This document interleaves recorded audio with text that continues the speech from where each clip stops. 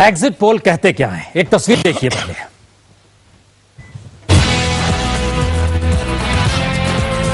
सभी exit poll में Samajwadi party number 1 पर है। लोग तो बहुत पहले बता रहे थे ये स्पष्ट भारी बहुमत की सरकार बनने जा रही है। हम लोग लगभग 250 सीटों पर पहुंचे। लेकिन ज्यादातर अनुमानों में समाजवादी पार्टी बहुमत के आंकड़े 202 से दूर है। ऐसे में अगर नतीजों के बाद एसपी को 25 से 40 विधायकों की जरूरत हुई तो वो आएंगे कहां से?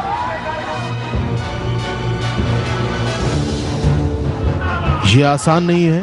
राहुल गांधी साफ कह चुके हैं कि चुनाव बाद किसी से गठबंधन नहीं होगा। मैंने कहा है, मीटिंग में कहा है कि हम यहां किसी राजनीतिक पार्टी से समझौता करने नहीं आए हैं। हम उत्तर प्रदेश को बदलने आए हैं। हमारी स्ट्रैटेजी बहुत सिंपल होगी। हमारा समझौता सिर्फ उत्तर प्रदेश की जनता के साथ, उत्तर प्रदेश के गरीब लोगों के साथ होगा और किसी के साथ नहीं होने वाला। एग्जिट पोल में अजीत सिंह की पार्टी को 10 से 15 सीटें मिलती दिखाई गई हैं। लेकिन मुलायम से दोस्ती करने के बावजूद एसपी आरएलडी बहुमत के आंकड़े से दूर रह जाएंगे। क्या अजीत सिंह यूपी के लिए दिल्ली में मंत्री की कुर्सी छोड़ देंगे, या फिर अजीत सिंह दिल्ली में अलग और लखनऊ में अलग दोस्त बनाने की तरकीब भिड़ाएंगे? ये अलायंस कांग्रेस से है और जो भी हम यूपी में करेंगे उनसे बातचीत करके करेंगे। अजीत सिंह असल पत्ते असल नतीजों के बाद चलेंगे। एग्जिट पोल में अन्य के खाते में 10 से 15 सीटें आती दिख रही हैं, लेकिन उनके साथ आने के बावजूद मुलायम की सरकार तभी बनेगी जब मुलायम के साथ अजीत सिंह और अन्य छोटे दल साथ हैं। आलोक पांडे के साथ राजीव रंजन, जी न्यूज, लखनऊ। एग्जिट पोल जिस लिहाज से चल रहा है, जाहिर है समाजवादी पार्टी की बाँछें खिली हुई हैं और दूसरी तरफ धड़कन कांग्रेस की जरूर बड़ी होगी। बीजेपी भी अब सहम के पहल के अपने तरीके से आगे किस दिशा में जाना है, जाहिर है एक रणनीति जरूर बना रही होगी। हमारे साथ पूरा पैनल मौजूद है। वरिष्ठ पत्रकार प्रमोद जोशी, सतीश कुमार सिंह, दिबांग और 2 बड़े रिपोर्टर हमारे साथ मैदान में। दिनेश शर्मा अगर चंडीगढ़ में है तो दिल्ली में रायसीना हिल्स की छांव में दिलीप तिवारी है। पार्टियों के नेता भी हमारे साथ है। राजीव राय हमारे साथ स्टूडियो में जुड़ चुके हैं, समाजवादी पार्टी के नेता, और बीजेपी के नेता सिद्धार्थ भी हमारे साथ इस वक्त मौजूद हो चले हैं। सवालों को आगे बढ़ाया जाए। सिद्धार्थ, सबसे पहले तो आप ही से पूछेंगे, बीजेपी के भीतर कुछ चल रहा है या खामोशी से देखा जा रहा है और 6 तारीख का इंतजार किया जा रहा है?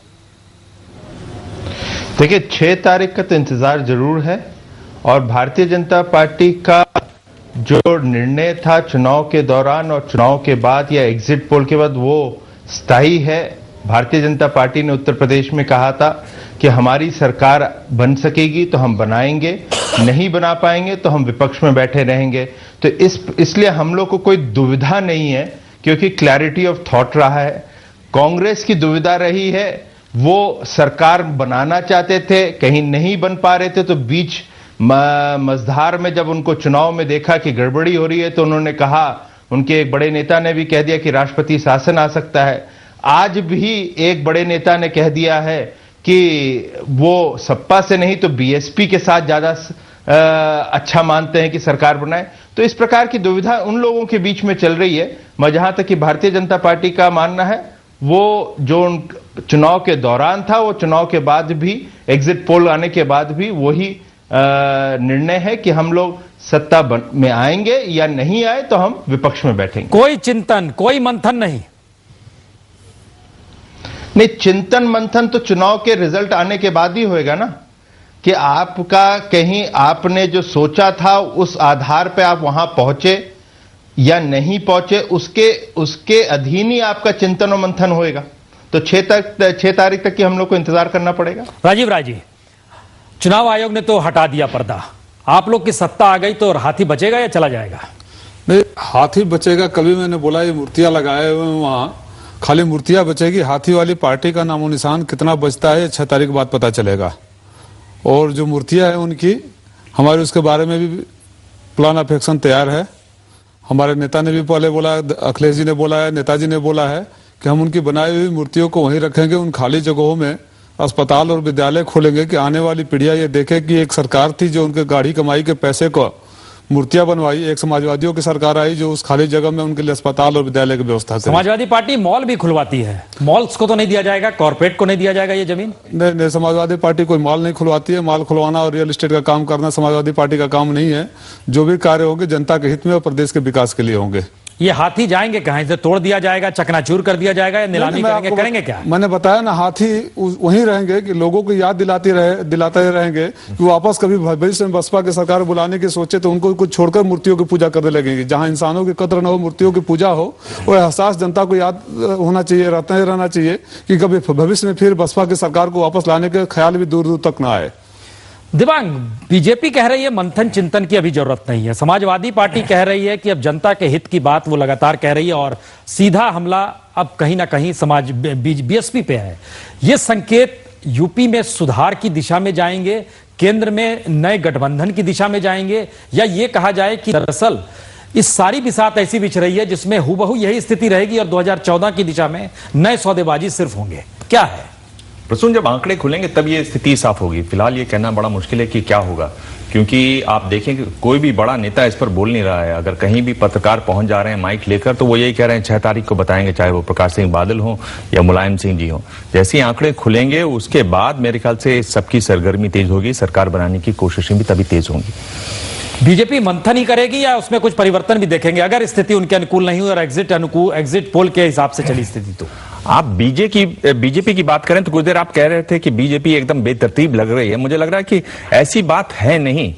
गडकरी ने जो पार्टी अध्यक्ष हैं जिस तरह से चाल चली है बीजेपी की, उसमें देखें तो उसमें भी डिजाइन दिखाई देता है, एक पैटर्न दिखाई देता है। अगर बीजेपी की बात करें उत्तर प्रदेश में तो सबसे बड़ी जो कमजोरी है उसकी कि कोई स्थानीय बड़ा नेता नहीं है। मैं उनके एक ही बड़े नेता रहे उत्तर प्रदेश से जो आजकल बाहर कहीं दिखाई नहीं देते हैं। एक उनके साथ ये बड़ी कमजोरी रही। दूसरी बात, जो बीजेपी जब उभार पर थी पहले, एक भावनात्मक बड़ा मुद्दा था, नेता की कमी थी, भावनात्मक मुद्दा बड़ा जो था वो उसकी भी कमी थी। उस हालत में बीजेपी के जो अध्यक्ष हैं उन्होंने कुछ लोगों के साथ बैठकर और स्थानीय सूबेदारों को, वहां के जितने भी लोकल सुरमाए उनको पटकते हुए एक रणनीति बनाई जिसमें उन्होंने माइक्रो मैनेजमेंट का काम किया, यानी कंस्टिट्यूएंसी दर कंस्टिट्यूएंसी उन्होंने चीजों को देखा। और उसी का एक प्लान था कि संजय जोशी भी वहां पर पहुंचे, मोदी जिसका खासा विरोध करते हैं। उसी का प्लान था कि कुशवाहा जैसे व्यक्ति को पार्टी में शामिल किया गया, उनसे समर्थन लिया गया, उमा भारती को ज्वाइन करवाया गया।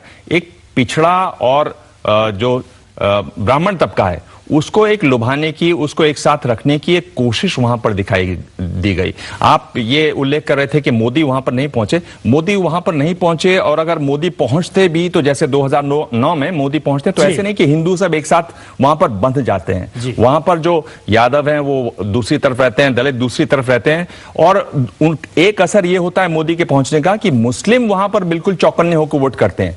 तो मोदी के इतर आडवाणी के बाद की क्या राजनीति हो सकती है उसको टटोलने की एक कोशिश यूपी में गडकरी ने साफ दिखाई। बहुत बड़े नेता उनके साथ नहीं थे, पर अरुण जेटली का उनको लगातार समर्थन रहा, उनसे बातचीत रही, और जो उन्होंने कदम उठाए उसमें बड़े देखने में बड़े ऐसे गोल से लगते हैं। गडकरी जब बोलते भी हैं तो लगता है पता नहीं क्या बोल रहे हैं, क्या मतलब है इनका। पर अगर चुनाव को बहुत करीब से देखें, अब उसके नतीजे आए हो ना आए हो वो दूसरी बात है, लेकिन उनकी अगर कोशिश को आप करीब से देखें तो एक कोशिश थी, उसमें एक सोच थी, और उसी के हिसाब से वो चले। टिकटों के बंटवारे में उन्होंने बहुत सारे स्थानीय नेताओं की बिल्कुल नहीं सुनी, अपनी मर्जी से उन्होंने टिकटें दी, और इसका नतीजा मेरे ख्याल से दिखाई देगा। और एक बात साफ है कि उनका टर्म खत्म होने वाला है, पर उनको इतना आशीर्वाद है नागपुर से कि अगला टर्म वो जरूर रहेंगे। अब बीजेपी में ये है कि 3 साल का पूरा टर्म रहता है, दोबारा आप नहीं बन सकते हैं, तो या तो उनका संविधान बदल के ये होगा कि साहब अगले बार भी हो सकता है, या ये भी हो सकता है कि टर्म बढ़ा के अध्यक्ष का 5 साल कर दिया जाए। यानी 2014 में भी गडकरी आपको दिखाई और सुनाई देते रहेंगे। दिलीप, आप लगातार रिपोर्टिंग कर रहे हैं, बीजेपी के भीतर झांक रहे हैं, संघ परिवार के भीतर झांक रहे हैं। हम लोगों ने सुना भी और देखा भी। अगर आपको याद हो तो जब कुशवाहा को लाया जा रहा था तब पार्टी के भीतर था, गडकरी ने कहा था चुनाव जीतने के लिए लड़े जाते हैं। लेकिन हमें वो दौर भी याद आता है जब बीजेपी बनी थी, तब कहा था सिर्फ बीजेपी जीतने के लिए नहीं बनी है बल्कि पार्टी विद डिफरेंस है और इसको कहीं ना कहीं लोगों को जोड़ना है। क्या अब आने वाले वक्त में नई स्थितियां देखेंगे, जो गडकरी चाहेंगे वही बिसात नजर आएगी, या कहीं हलचल मचेगी? देखिए, हलचल तो तय है प्रसून, ये बात बिल्कुल साफ है कि उत्तर प्रदेश के चुनाव के बाद पार्टी में न केवल हलचल होगी बल्कि संगठन में बड़ा फेरबदल भी हो सकता है। संजय जोशी के आने का, जैसा आप दिबांग कह रहे हैं, संजय जोशी के आने से परेशान है बहुत मोदी, और मोदी चुप है। मोदी इस पूरे महाभारत में जिस तरह से बैठे हुए हैं तो निश्चित तौर पर खाली दिमाग से काम नहीं कर रहे होंगे, बिल्कुल अपने पासे बिछा रहे होंगे किस तरह से विरोधियों को पटकनी देना है। उमा भारती का मध्य प्रदेश छोड़कर अगर बुंदेलखंड जाना होता है तो इसके पीछे भी कोई रणनीति है, कोई बिसात होगी गडकरी की। जाहिर है कि उमा भारती संजय जोशी को एक साथ मैदान में वापस ले आए हैं और उस मैदान में लगाया है जहां पर इनकी फसल सूख रही थी। और ऐसे में अगर आप देखें तो कुछ परेशान करने वाले बयान भी हैं। बाबू सिंह कुशवाहा को लेकर गडकरी डटे रहे, ये कह दिया कि वो पार्टी की सदस्यता खुद छोड़ रहे हैं। विनय कटियार सामने आए और एक बयान अगर आप देखें, बहुत गौर करना पड़ेगा आपको, बहुत चर्चा होती, मोदी नहीं आए। वरुण गांधी कहां थे जब वरुण गांधी का बयान आया आखिरी में, कहा 1 सीट के लिए 55 उम्मीदवार। इस तरह का बयान एक युवा नेता, जिस पर यह माना जाता था कि वो गांधी परिवार का हिस्सा है, जिस गांधी परिवार में सियासत जो है खून में बसती है, और ऐसी सियासत कर रहे हैं वो कि जाते जाते गच्चा दे गए पार्टी को ही। पार्टी ने तलब किया, बयान की जांच हो रही है, गडकरी नाराज हैं। लेकिन सवाल बड़ा ये है कि आखिर पार्टी चलाता कौन है? क्या नागपुर चलाता है, गडकरी चलाते हैं, या मोदी चलाएंगे? दिलीप, आप बताइए ना, पार्टी चला कौन रहा है? आरएसएस चला रही है कि गडकरी चला रहे हैं कि दिल्ली की चौकड़ी चला रही है? सीधे बोलिए। देखिए बिल्कुल तय है कि ये संघ जो है उसका दखल बरकरार है, बरकरार रहेगा आगे। और मोदी के भाग्य का जब फैसला होगा तो मोदी अपनी ताकत जुटा रहे हैं, अपने छत्रप दिल्ली में उनके बैठाए हुए हैं, लेकिन मोदी निश्चित तौर पर जब आएंगे तो संघ जो है वो साथ खड़ा होता है नहीं खड़ा होता, ये भी देखना पड़ेगा कि संघ भी इस बात से बहुत खुश नहीं है कि मोदी अपने मन की करते हैं। लेकिन सवाल यह कि मोदी के अलावा है कौन? बार बार गडकरी कहते हैं कि मोदी एक अच्छे उम्मीदवार हो सकते हैं। क्या यह भी एक दाव है कि मोदी का नाम इतना आगे कर दिया जाए कि विरोधी एक साथ एकजुट खड़े हो जाए? मोदी खुद कुछ नहीं कहते हैं, लेकिन बाकी उनके जो समर्थक हैं वो लगातार बोलते हैं और कहते हैं मोदी ही एक चेहरा है जो 2014 में पार्टी का कल्याण करेगा। सतीश, ये रास्ता बीजेपी के लिए किधर जाता है? हम जरा जोड़ते चल रहे हैं। सतीश, ये रास्ता बीजेपी के भीतर से कहां जा रहा है? देखिए, मैं तो ये समझता हूं, मैं इन बातों में अभी नहीं कुछ कह पाऊंगा। मैं सीधा ये जानता हूं कि उत्तर प्रदेश में भारतीय जनता पार्टी या कांग्रेस ने, या गडकरी कह लीजिए या राहुल गांधी ने, जो भी, दोनों ने 2012 की असेंबली नहीं बल्कि 2014 की लोकसभा के लिए चुनाव लड़ा है। और मैं समझता हूं कि दोनों अपने अपने ढंग से सफल रहे हैं। नतीजे असेंबली के जो भी आए उसमें मुझे नहीं कुछ कहना। MBD जो मुस्लिम दलित ब्राह्मण का एक कॉम्बिनेशन था, उसमें राहुल गांधी ने अपनी पहचान वहां स्थापित की है। गडकरी ने अपने हिसाब से बिना मोदी के, उमा भारती के, एक अपनी पहचान से, अपने दिमाग से लोगों को जोड़ जाड़ के वहां पे खड़ा कर दिया है। मैं तो ये कहता हूं कि बीजेपी और कांग्रेस में अंदर जाने से पहले ये बात आप समझ लीजिए कि बीजेपी और कांग्रेस का वश चले, कोलिशन कंपल्सन की शायद प्रधानमंत्री को बात ना करनी पड़े, इनकी वश चले तो सारे क्षेत्रीय पार्टियों को एक साथ दोनों मिल के अंदर जा करके उधर गंगा सरयू में ढके लाएंगे। सही है सिद्धार्थ जी, ये चिंतन मन हम ही लोग कर रहे हैं या पार्टी के भीतर भी हो रही है? प्रसून जी, मुझे बड़ी खुशी हो रही थी कि आप देवांग जी जैसे वरिष्ठ पत्रकार, आप बैठे हैं, प्रसून जी और दिलीप और सब लोग मिलके भारतीय जनता पार्टी की बुराई नहीं कर रहे थे। भारतीय जनता पार्टी किस रास्ते में और कितनी तीव्रता से अपने सिक्के फेंक रही है और शतरंज के दांव फैला रही है, उससे आप लोग मंथन कर रहे थे। तो मुझे बड़ी खुशी हुई। मगर मैं आप लोगों को थोड़ा सा निराश तो नहीं करूंगा, मगर कुछ वास्तविकताओं से परिचय करवा दूं। भारतीय जनता पार्टी जो है उसके अंदर कलेक्टिव लीडरशिप है। हम लोगों को आरएसएस से एक दिशा तो नहीं, हम लोग को एक मार्गदर्शन जरूर मिलता है जब हम राष्ट्र की चिंतन में आते हैं। और गडकरी जी जो है वो सबको साथ लेके चल रहे हैं, वो कोई अलग से एक खेमा बना के नहीं चल रहे हैं। और मुझे बड़ी खुशी है ये कहते हुए कि भारतीय जनता पार्टी में जो नई पीढ़ी है और जिस प्रकार से गडकरी जी उसको लेकर आए हैं, और उसके साथ बड़े जो नेता हैं जिसमें सुषमा जी हैं, राजनाथ जी हैं, अडवाणी जी हैं, अरुण जेटली जी हैं और भी मोदी जी, सब लोगों को साथ में लेते हुए एक नई दिशा की तरफ हम लोग बढ़ते जा रहे हैं। तो जो देख रहे हैं वो एक अच्छी सोची समझी रणनीति है जहां पे सब लोग